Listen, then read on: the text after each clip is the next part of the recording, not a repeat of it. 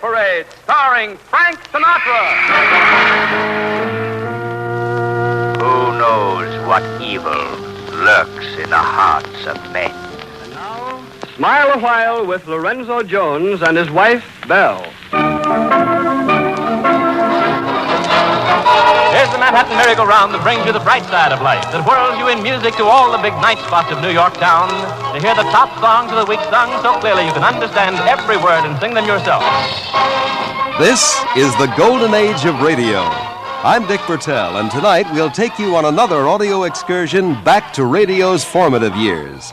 You'll hear the programs that made the era golden, and meet people who made those broadcasts a reality. The Golden Age of Radio is brought to you by WTIC and Cromwell Savings Bank, corner of Main and West Streets in Cromwell. Here is your host, Dick Bertel.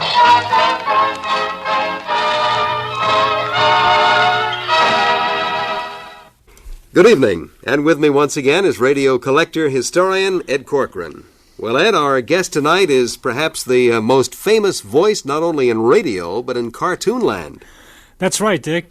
Probably every cartoon on a Saturday, you'll hear his voice in there somewhere, as well as the ones in the motion pictures, so he's very famous from that regard. We're talking, of course, about Mel Blanc, and you had the opportunity not only to meet Mel, but to interview him in California recently. Yes, I made a trip out there, and a friend of mine mentioned that he had a school for people learning how to do voice impressions. And I looked him up in the phone book, and I called him up, and he said, come on out. And his office is in Beverly Hills. And my impression of Beverly Hills is like Jack Benny's impression, you know, kind of a big West Hartford type community. Mm-hmm. But actually, the downtown area is loaded with big buildings, and his office is in one of the swankiest buildings in town, a very, very luxurious office. And he's in the advertising agency business at this time. Well, of course, he was very warm and cordial to you. Oh, yes, he was a great guy, and he has a little bit of a limp. I guess he was hurt in an accident a few years back, and he has a cane, but otherwise he's in great shape and a wonderful guy to know and to meet. Well, shall we meet him? Let's do that, Dick. Me. What's up, Ed? That's just one of the many voices we're going to hear tonight from this very, very famous entertainer, and I thought we might do a few things just in the regular voice to put your whole career into perspective. You're from San Francisco originally, is that right, Mel? Yeah, I was born in San Francisco. I'm one of the few native California sons. Yeah, there must be a few of them around. There's millions of people living here, but you're one of the exceptions that you actually... Well, you know, it's very odd that very, very few of the people who live here were native sons. They all come from various other parts of the world. They kind of like California after they get here. I was wondering, what was your first chance or the first thing you did in show business? Well, I was always crazy about show business, Ed. I loved vaudeville, and I used to entertain the kids at assembly, and they'd always laugh at me, and the teachers would laugh at me and then give me lousy marks. But I had a lot of fun in grammar school, and then eventually I went to high school, and I wanted to play in the band. I had been taking violin lessons for about 8 years, and I wanted to play in the band. They don't use a violin in the band, so I took up the next closest instrument, a tuba. It's a sousaphone. And I played in the school band, and then I played in many orchestras up in Portland, Oregon. But my first radio job was when I got out of high school.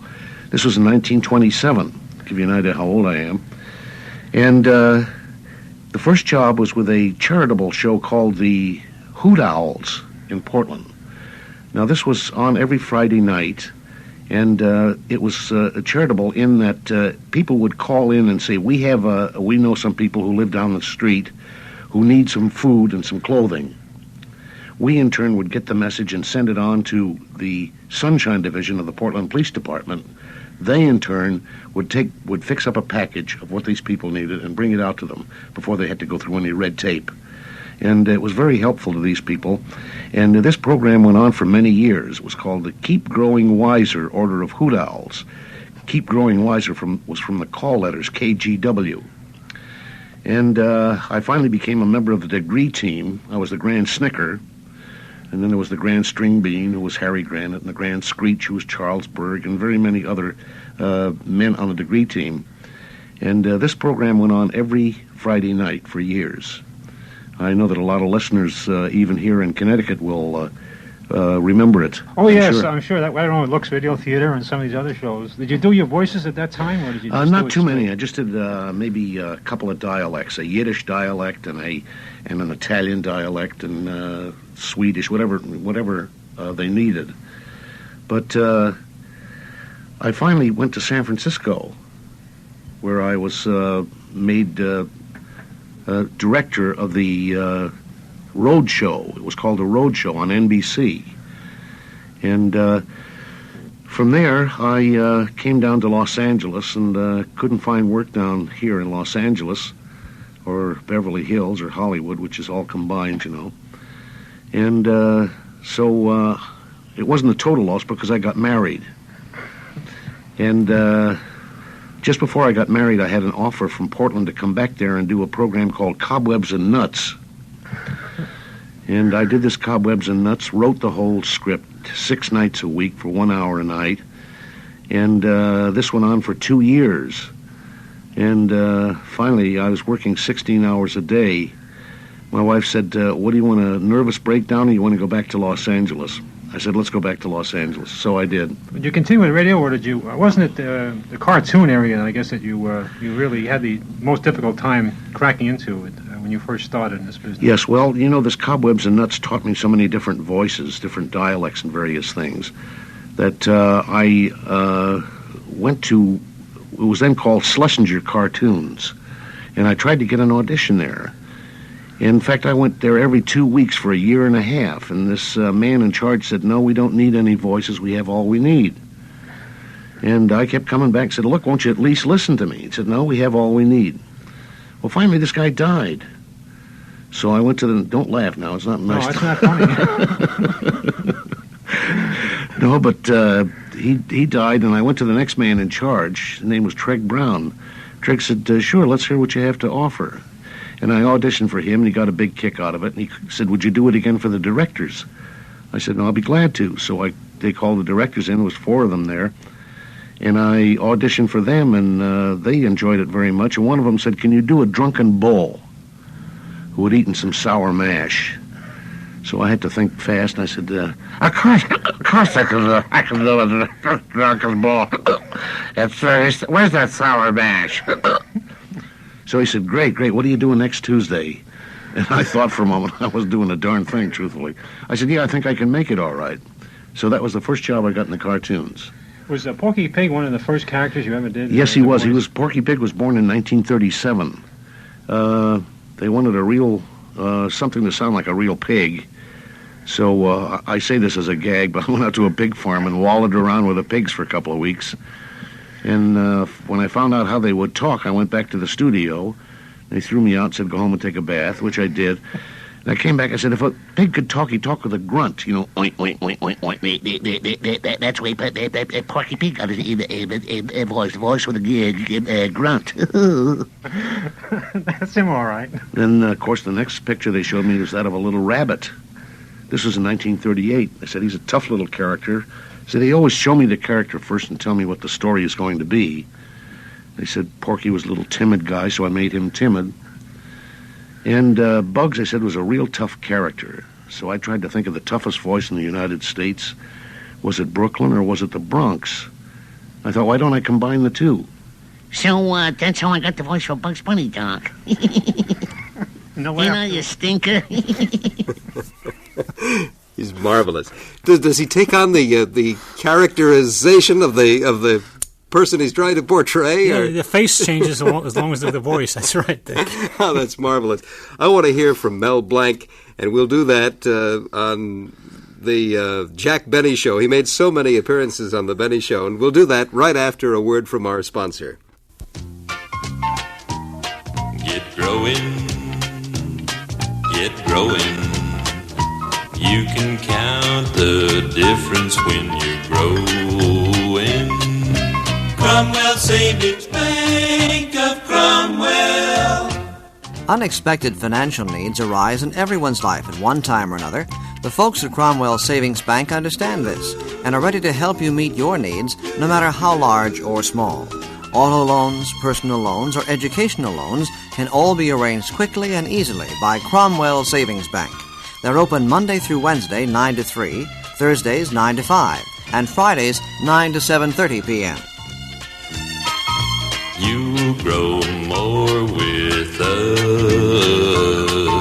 Cromwell Savings Bank of Cromwell. Cromwell Savings Bank, member FDIC, an equal housing lender located at Main and West Streets in Cromwell.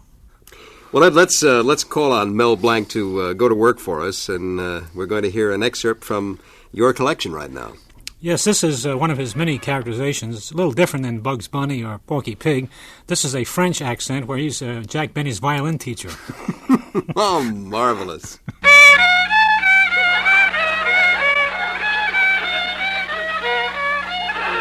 No, Monsieur Benny. Please tune up the violin. I will make the A on the piano.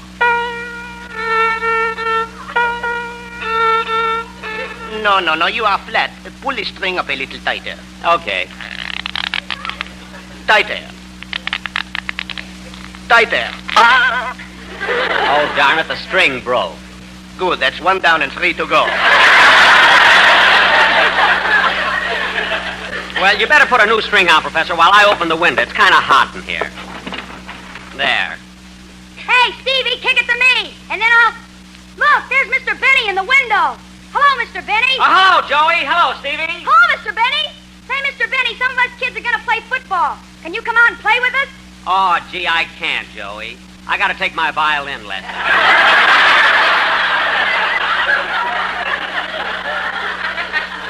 But I'll maybe a little later. Okay, we'll wait for you. Mr. Benny, you better close the window. It will be quieter. Okay. Here's your violin. We will start with the piece I gave you last time. What was it again? The glowworm. Oui, monsieur, the glowworm. It is very pretty. Commence. Okay.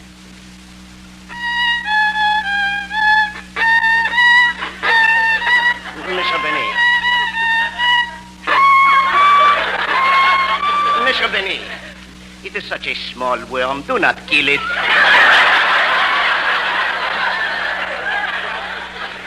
Oh, I'm sorry. I'll take it again.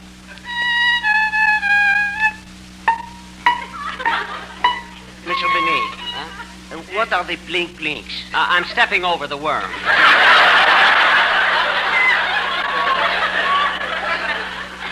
Monsieur Benny, leave the jokes to the comedians. Yes, sir. Perhaps we better limber up a little more with the exercises. As you wish.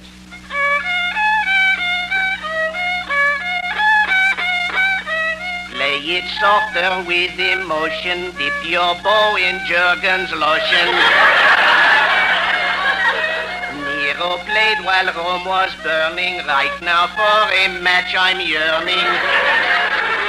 No, Mr. Benny, you are sounding worse than ever. But, Professor, I've been practicing 2 hours every day. How can you stand it? What? Now, look, that is enough of the exercises. Let us go back to the lesson. This time, get the tempo right. We will use the metronome. Okay. Tick-tock, tick-tock.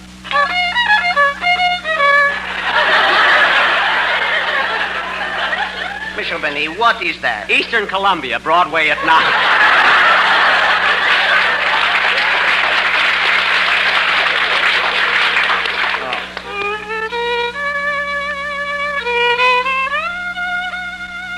What is that?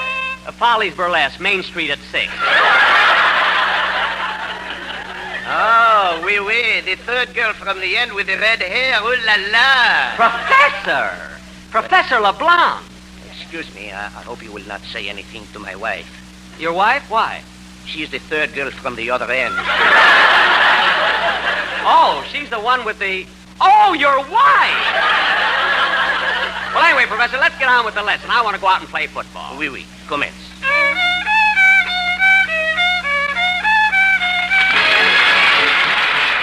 Oh, wonderful memories from the Jack Benny Show. What was his name? Professor LeBlanc? Professor LeBlanc.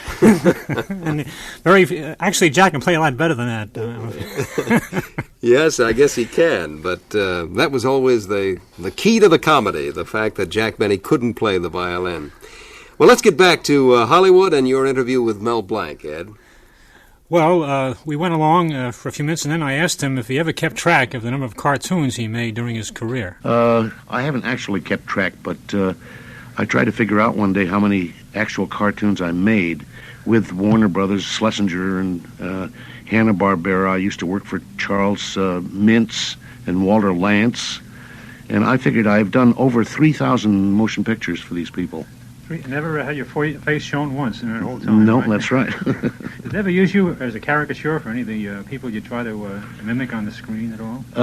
No, they didn't. But this Treg Brown, he would always take pictures of me doing a different voice. And finally, one day I said, why do you always take a picture when I do a different voice, Treg? And he said, Mel, he says, I have to tell you this. You look exactly like the character you're portraying. So I thought for a minute, and I wondered how I would look like Woody Woodpecker, which I created for Walter Lantz in 1937, I think it was. And, Woody's the one that says, and I thought I couldn't look much like a woodpecker, but he said, your facial expressions indicate what the character is. So, anyway, getting back to the Warner Brother cartoons, Schlesinger sold out to Warner Brothers. And Jack Benny had heard these Warner Brother cartoons, and he called me in one day, and he said, Mel, he says, I've got a bear at my vault. It guards my vault. He says, can you growl like a bear? So I said, sure. He said, how would it sound? I said, like this. He said, good, you're on next week. Well, I did this for 6 weeks, 6 months. That's all I did was a growl of a bear for 6 full months. And finally, I said to Mr. Benny, Mr. Benny, I can also talk? Well, he laughed. He said, I'll have the scriptwriters write something in for you. So they did, and that's what I've been doing ever since, these various voices. There was one script that I think we remember very well when you played the part of a kind of a Mexican. You remember that one? Si. I think it started out like Jack Benny or someone said to you, you come from Tijuana to play in my band, is that right? Si. And you brought that bass fiddle all the way with you from Tijuana? Si. What is your name? Sai.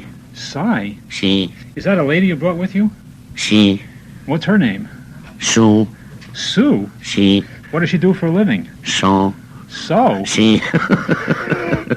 There's only about there's only about 10 lines of dialogue in the whole thing, but it seems to be very popular. Well, I understand that because of your virtuosity on the violin, that's why you were chosen to be Jack Benny's violin teacher. Is that right?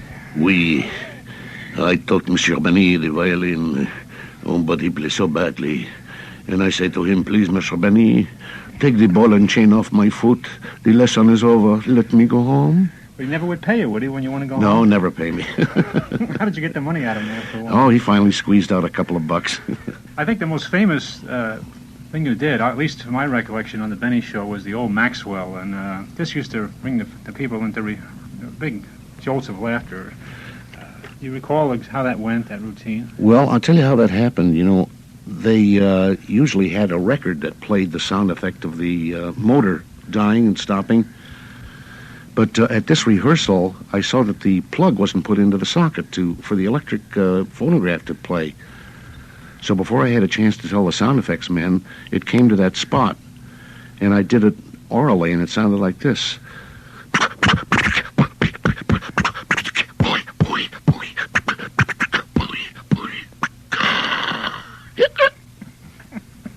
Did he ever get the car started ever?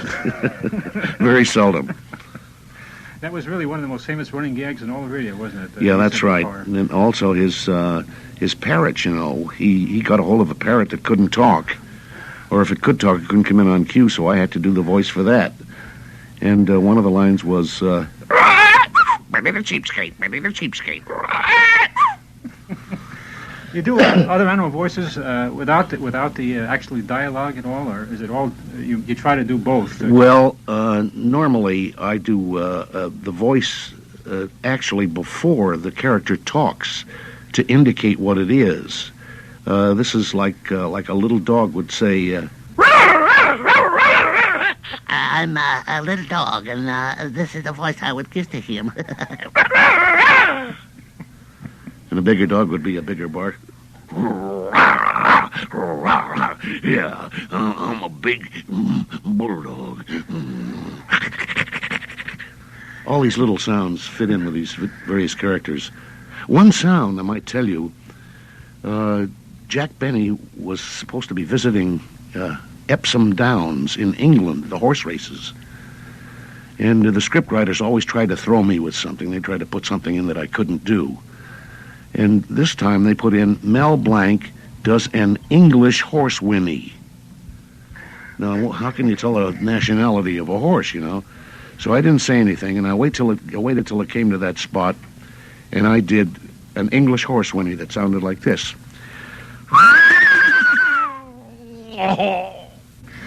Well, I guess the Benny was that was probably your most exposure in all the radio, wasn't it?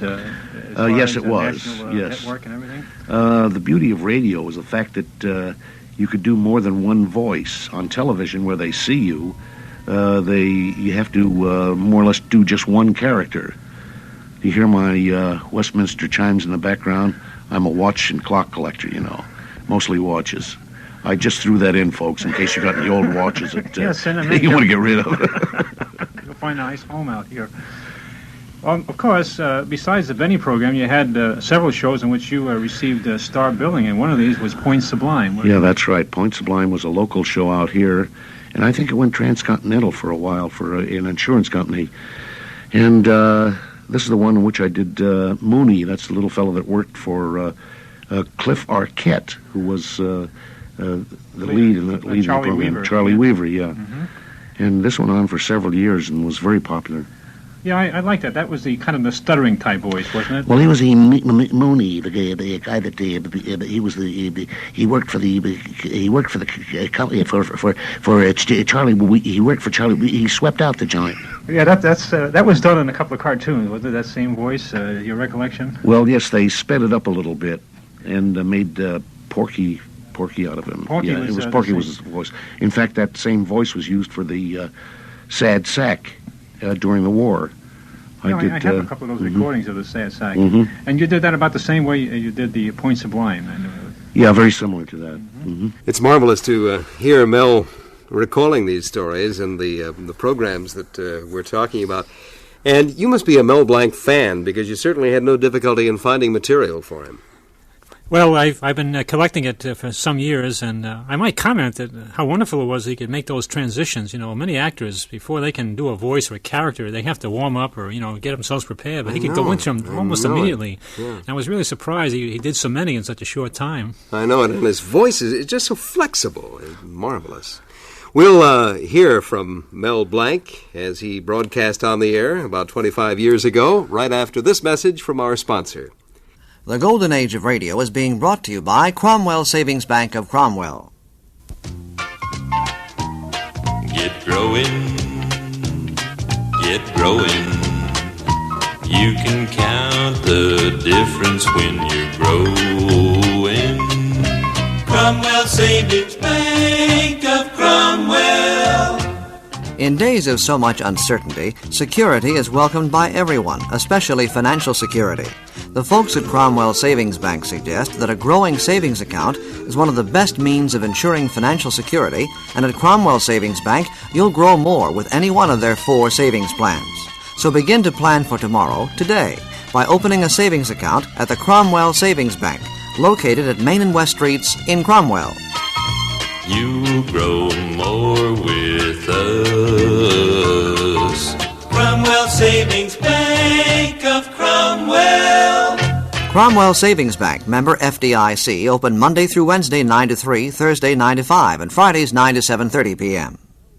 Our guest tonight on the Golden Age of Radio is Mel Blanc, and this is Dick Bertel along with Ed Corcoran. And Ed, before we get back to Mel's interview, I want to hear from the Mel Blanc Show. Now, when was this on the air?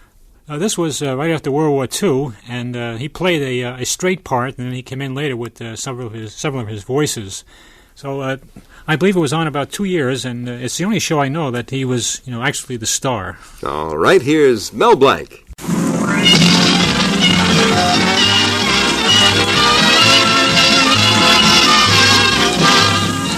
From Hollywood, Colgate Tooth Powder presents The Mel Blanc Show with Mary Jane Croft, Joe Kearns, Hans Conried, Earl Ross, the sportsman, Victor Miller and his orchestra, and starring the creator of the voice of Bugs Bunny, What's up, Doc?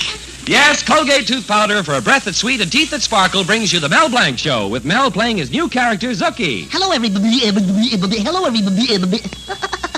Hi. And starring himself in person, Mel Blanc. Hi, folks. Ugga, ugga, boo, boo, ugga.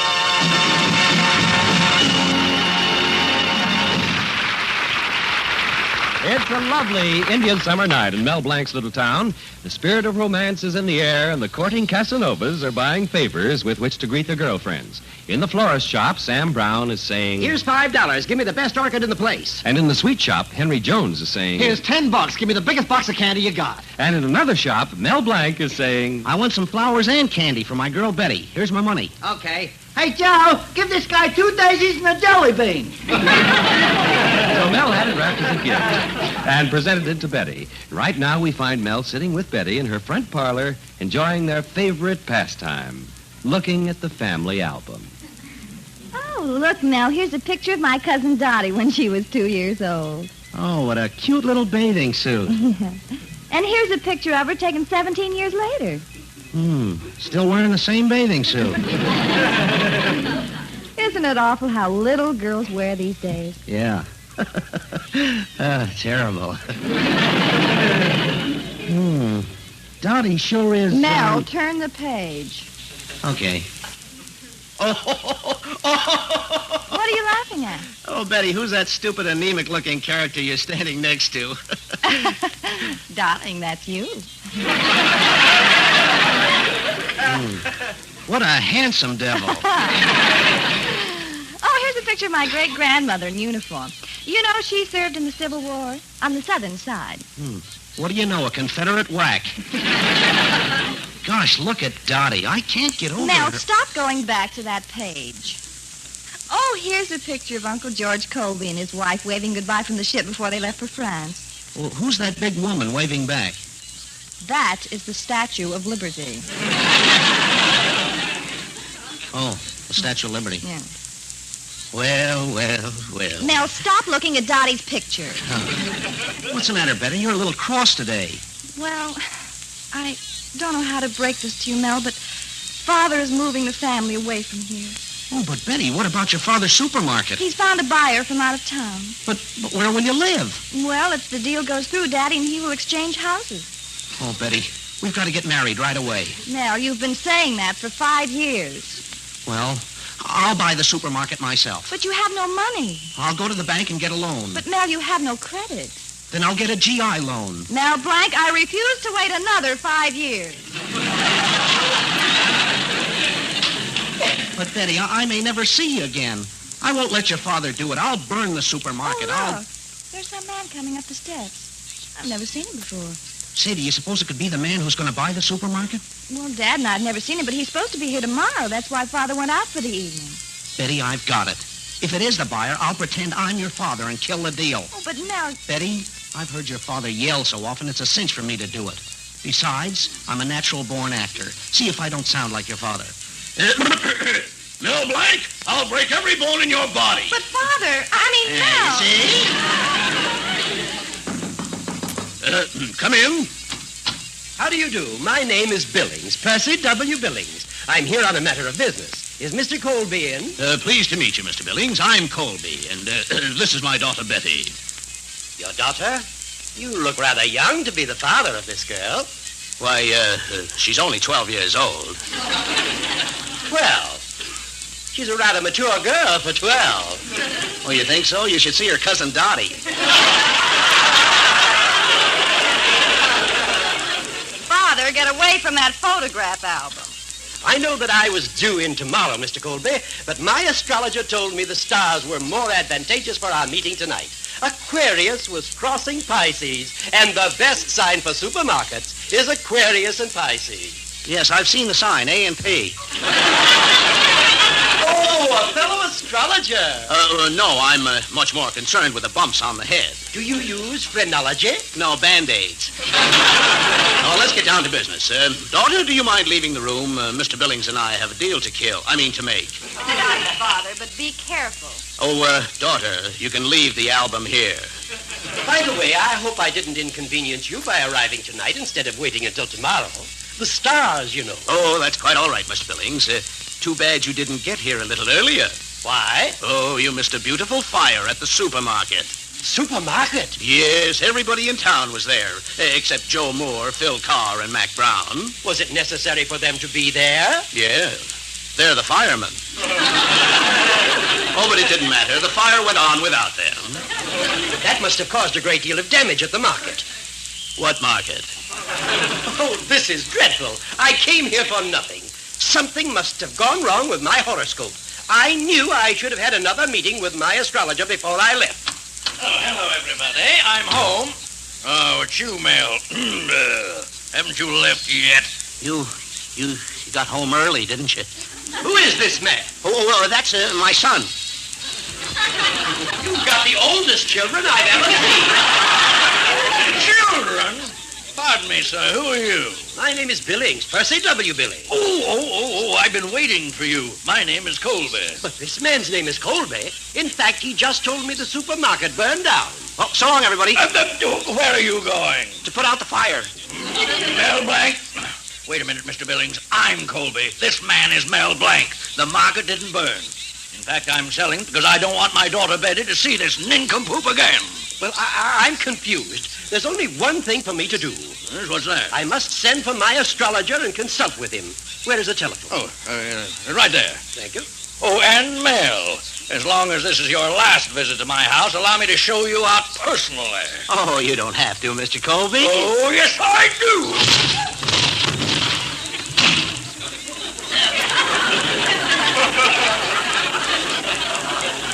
He's so polite.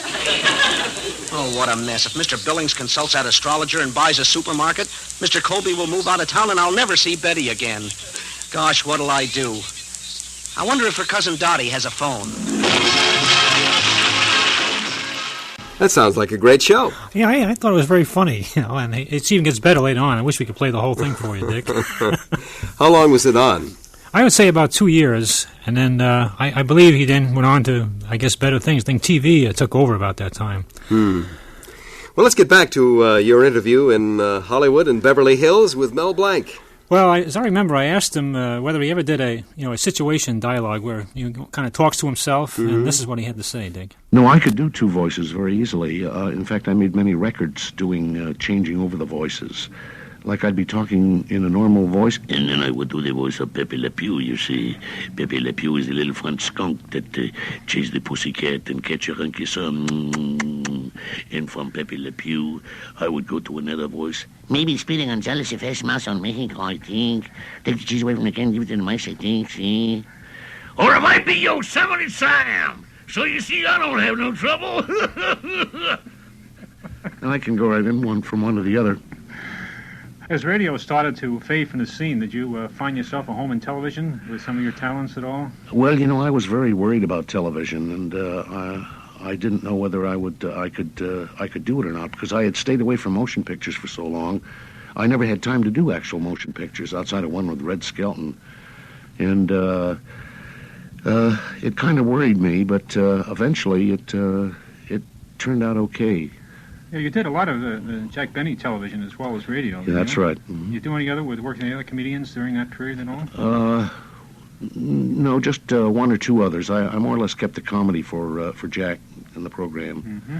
See, I did his train caller, his violin teacher, his Maxwell, his the man who was always the salesman at Christmas time in the department store, and several other voices for Jack. What was that famous voice then at the railroad station? I think that seems to be one of the most Oh, popular. yeah, that was the train caller. It says, Train moving on track 5 for Anaheim, Azusa, and Cucamonga.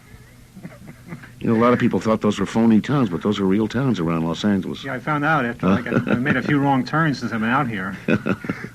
Well, of course, today, Mel Blanc is a tycoon, I guess, by looking like your sumptuous quarters you have here. And could you tell us a little about what you're doing to pass on this talent to others?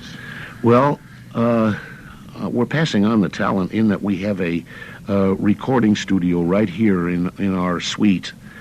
And we make commercials for various clients all over the United States, in fact, all over the world. And by doing that, we use all of the top actors in the radio and television business. And this is my helpful way. And, of course, it doesn't take any money out of my pocket, puts a little in it. But it's also helpful in keeping all of these artists busy. How long have you been doing this now, this kind of work? Well, it's been going on for about 10 years now. 10 years? Yeah. You did have a school at one time, too, didn't Yes, you? I did, but it became too much of a job. It was a little too difficult to handle with all the work that we have here. Was it teaching your students to do the same kind of thing you did, or would you try to teach them other types of... Well, I taught, I taught creative voices.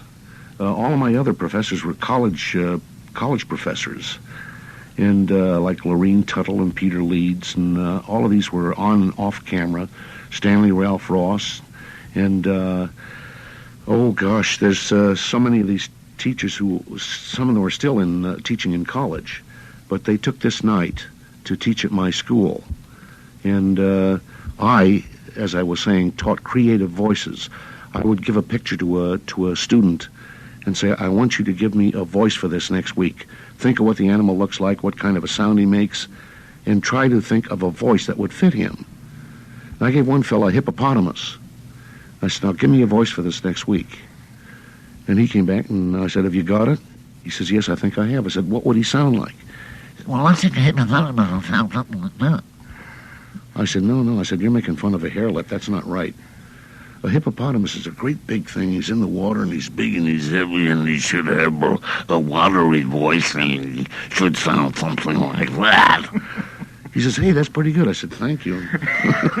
You've been doing it all your life.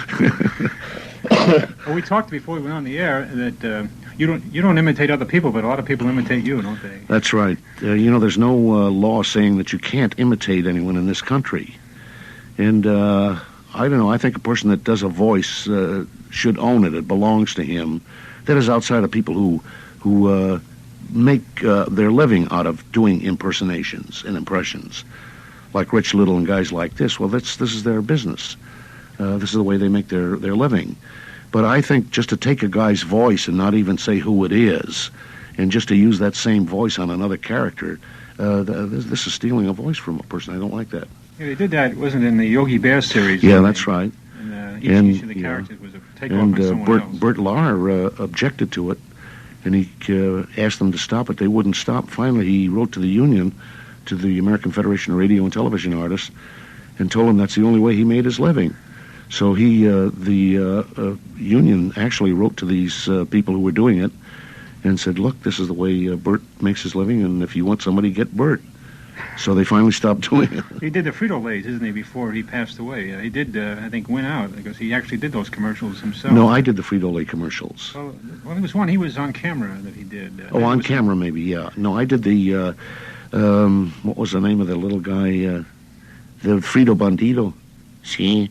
But he talked too much about banditos. The Mexican people made them take him off the air, I think. They took offense not to the dialect, but to the word bandito, which I don't blame them for. Because everybody would classify a Mexican as a bandito, which is wrong. These are real people just like we are. Mm-hmm. And I think that was a wrong impression, but I didn't write it, and I just had to say it to earn my money. Will your voice be heard now by the audience in any particular area? Any Yes, commercials on Yellow Pages. I worked with many people, such as Milton Berle and various other Yeah, it was pretty comics. funny. I heard that one the other day. And then every time you hear somebody holler "raid" real loud, that little bug is me. And most of the parrots are me. I don't know why, but I did a parrot. Because they can't do anything on cue. That's why. I did a parrot routine for the Ford company out here, and various other things. I can't even think of all the commercials that I do. Mm-hmm. But they're a lot of fun doing, and they pay good residuals, so I like them. It's fun hearing Mel Blanc talk about radio commercials and mention the word residuals. That's so important. Yeah, are you getting any residuals, Dick, on your work at all lately? No. As a matter of fact, I don't think I've ever received a residual, but it might be fun to try it sometime. He was speaking just a moment ago of parrots, and of course he did the parrot, as he explained on the Benny Show, and I'd love to hear the parrot again. Do you think that might be possible? Well, yes. As a matter of fact, I do have an excerpt where the parrot does have a few words to say, Dick. Shall we listen to it? All right.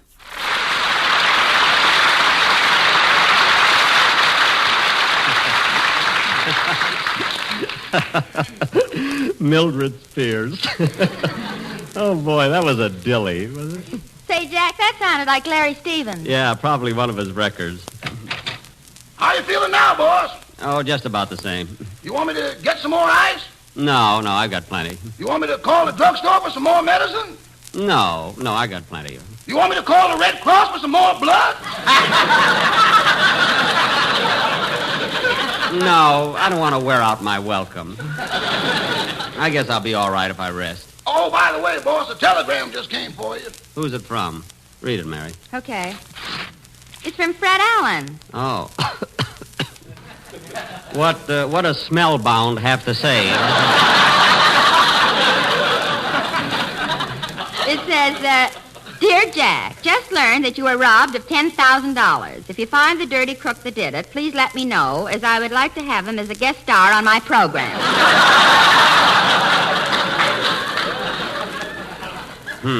We'll do the broadcast from San Quentin if necessary.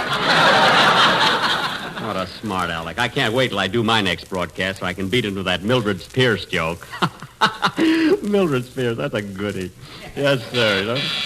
Rochester, answer the door. Answer the door. I heard the man! Doggone, that parrot sure gets on my nerves shooting off his mouth. I wonder if a Mickey Finn works on birds. Oh, well. Oh, boss. What is it, Rochester? There's a detective here, and he wants to talk to you alone. A detective? Yes, sir. Here he is. Oh. Did you want to see me, sir? Yeah, Mr. Benny, I'm Inspector Flanagan. You was robbed Saturday night, so they put me on the case to ask you some questions. Oh. Well, come right over here, Inspector, and sit down by the bed. Thanks.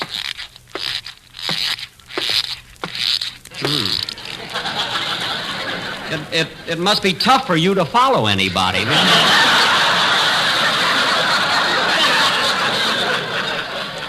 Now, what do you want to know, Inspector? Wait till I get out my pencil. There. Now, where was you on the night of June the 23rd? June the 23rd? What's that got to do with it? I don't know. We always ask that question. Oh. Now, this mug what stuck you up, what did it look like? Well, he had one cauliflower ear, his nose was broken, a big scar across the right side of his face, and a large mole on his chin. Any identifying marks?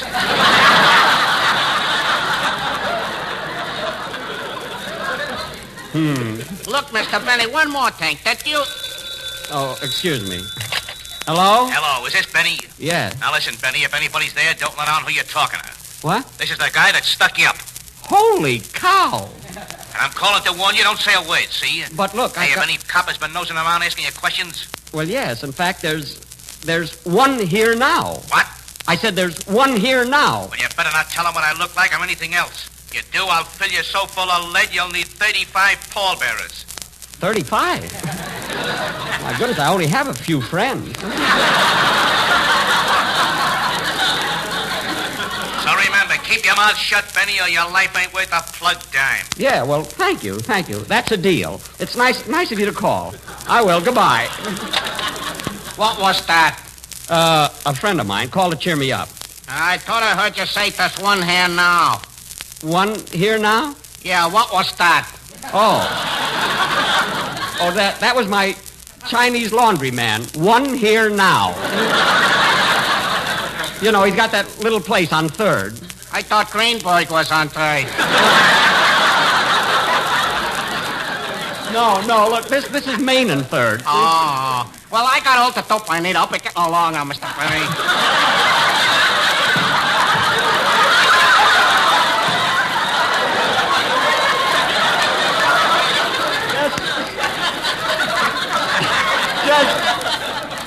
Just a minute, Inspector. You know, that description I gave you of the bandit wasn't exactly accurate. No? No, I remember now. He didn't have a mole on his chin or a broken nose or a scar. In fact, this mug, he looked a lot like Roddy McDowell. Oh, well, I gotta go, but you can rest assured, Mr. Bennington, I'll be on the case day and night. Well, don't work too hard, Inspector. Goodbye. Oh, what an awful mess I'm in now. All because I dreamt I won $646,000. Oh, well, I gotta go through with it. We had about 3 or 4 different voices in there from Mel Blanc, didn't we? Yes, he was a detective, and he almost broke Jack Benny up, which I've never heard done on the air. He never did crack up, but he came very close. We'll hear more from Mel Blanc in just a moment, but first a word from our sponsor. Get growing, get growing. You can count the difference when you're growing. Cromwell Savings Bank of Cromwell. Need a car loan to take advantage of those end-of-season price tags on new automobiles? Then see the folks at Cromwell Savings Bank. They'll help you purchase that new car quickly and easily. And if a personal loan is what you want, they can arrange that too. In fact, Cromwell Savings can help you with all your financial needs because they're a complete family banking service. See the friendly, accommodating folks at Cromwell Savings Bank, Main and West Streets, Cromwell. You grow more with us. Cromwell Savings Bank of Cromwell. Cromwell Savings Bank, member FDIC, open Monday through Wednesday 9 to 3, Thursdays 9 to 5, and Fridays 9 to 7:30 p.m. You know, there's one character that Mel created that we haven't heard from tonight. Yes, that was the Sad Sack. He mentioned that earlier in the show, and I have an excerpt with the Sad Sack and with Joey Brown, who was very, very famous in both radio and the movies. All right, let's listen. Boy,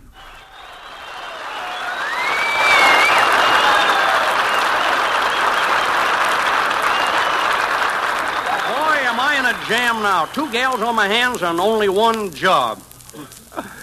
Well, what to do? Hello.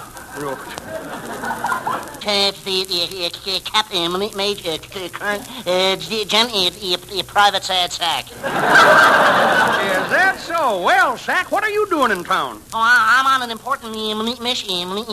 It's imperative that I see. It's a matter of life and which way is the nearest pool room? Hey, Sack, how are things going in the Army? Oh, wonderful. I just got promoted to G2. G2, is that so? What is that, intelligence department? Garbage, 2nd class. Well, my boy, what have you been doing on your pass, the usual thing. I've been to the museum. I've been attending lecture. I went to the opera. Looking at girls. Oh, boy, that's good fun. I know all about girls. Many's the times I've peeked in the windows at the YMCA.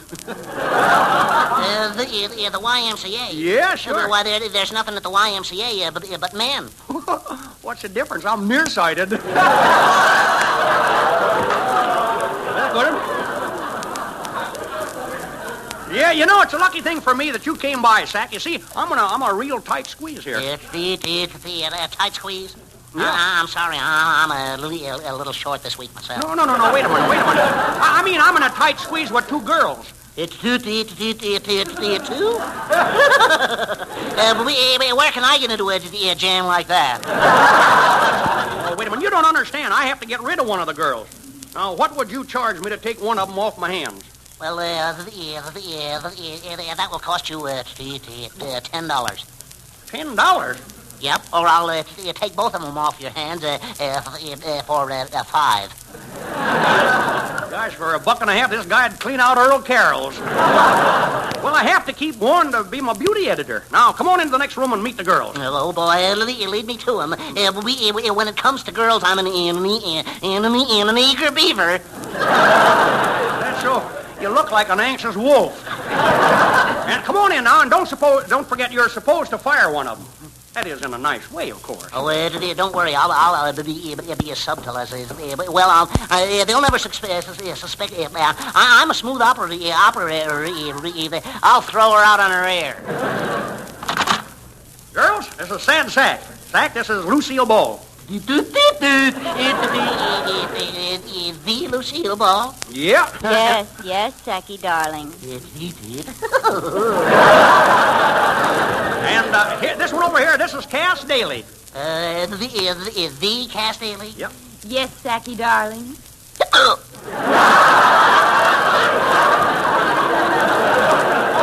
right, Sack. Remember what I told you now, Sack? Only one of these girls can stay. Well, which one would you rather have stay, or are you nuts? Come on, Sack, either one of them. Hurry up about it. Okay, well, I'm awfully sorry, Miss Ball, but I guess you'll have to... Oh, Sacky Wacky, you great, big, handsome, wonderful boy. I'm awfully sorry, Miss Daly, but... What did you say? I said I'm awfully sorry, Miss Daly, but you'll have to... What did you say? One of you is definitely fired. Yes, but which one, Sack? Who's fired? You! Get rid of him. Okay, well, it's time to say goodnight, I guess, and perhaps we should wind up our conversation with Mel Blanc.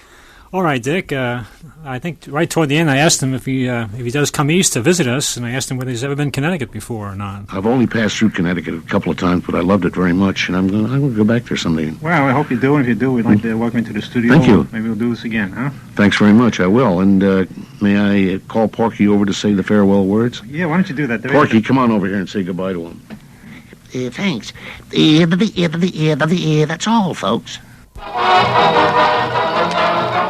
Here's the Manhattan merry-go-round that brings you the bright side of life, that whirls you in... The Golden Age of Radio with Dick Bertell and Ed Corcoran has been brought to you by WTIC and the Cromwell Savings Bank, corner of Main and West Streets in Cromwell.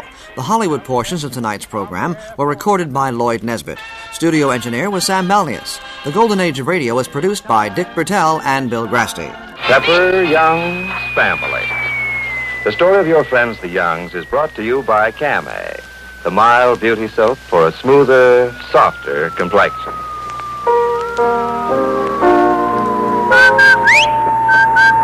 Rinse so white and rinse so bright.